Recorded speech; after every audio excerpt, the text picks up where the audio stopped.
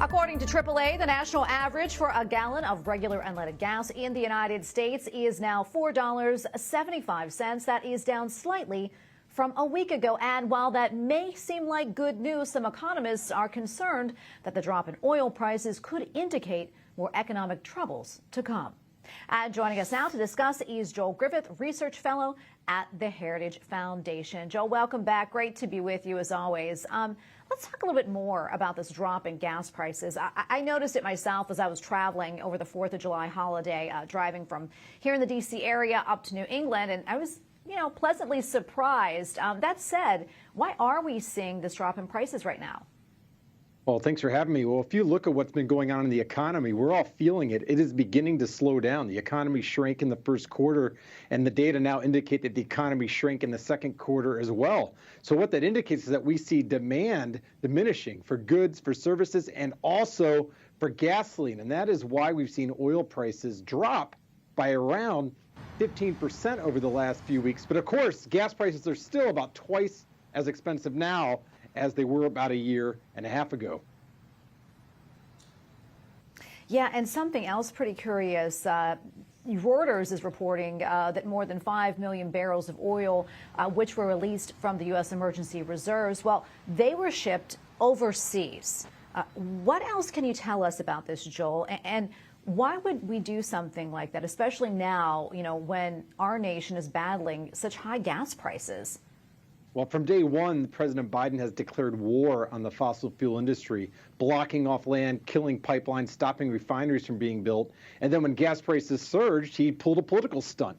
And that was releasing millions of barrels of oil from our strategic national reserves. And those national reserves, they're not there to manipulate prices. Those national reserves of oil are there to protect us in case of an attack by an enemy or a natural disaster. What President Biden did was release that oil, or a good part of it, into the marketplace, and millions of barrels of oil from our strategic national reserves have actually ended up in the Communist Party of China, one of our enemies. That's a national embarrassment that should never have happened. And by the way, releasing that oil had almost no impact on oil prices. Oil prices continued to increase after he made that announcement, after the oil began to flow. And in fact, the entirety of the national reserves, that only accounts for about 9 days worth of oil.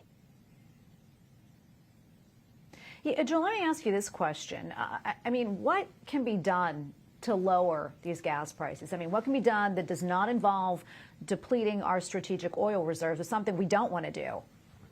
Well, gas prices and oil prices can come down in one or two ways. Either we have an economic recession where demand falls and people use less, which is not what we want, or we increase our supply. We have hundreds of years worth of oil, natural gas, and coal buried in our country, hundreds of years worth. It is time to unleash our energy sector. There's no reason why we can't continue to take road trips, family vacations. There's no reason why we can't have our air on in the summer and the heat in the winter. We can do that. It can be done affordably, but we have to allow our private sector to do so. And when you have an administration saying that they want to bankrupt these businesses in the next 10 to 20 years, that deters investment. We need to stop the war on our energy sector.